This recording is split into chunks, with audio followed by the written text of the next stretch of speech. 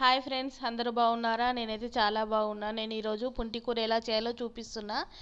ముందుగా పచ్చిమిరపకాయలు మంచి కడుక్కొని ఇందులో కొంచెం నూనె వేసుకొని పచ్చిమిరపకాయలు, జీలకర్ర, ఎల్లిగడ్డలు వేసుకొని ముందే కడిగి పెట్టుకున్న పుంటి కూరని అందులో వేస్తున్నా. తడి లేకుండా వేసి బాగా కలుపుకుంటున్నా. కలిపిన తర్వాత దీనికి సరిపడా ఉప్పు అయితే వేసుకోవాలి. వేసుకొని మొత్తం కలిపి మూత పెట్టుకున్న తర్వాత మంచిగా మగ్గింది. తీసి ఇప్పుడు రోట్లో అయితే నూరుకుంటున్నా. ఎంతో టేస్టీ అయిన పుంటికూర పచ్చడి రెడీ.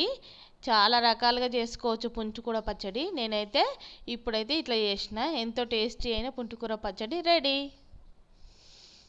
వేడి వేడి అన్నంలో వేసుకొని తింటే చాలా అంటే చాలా టేస్టీగా ఉంటుంది.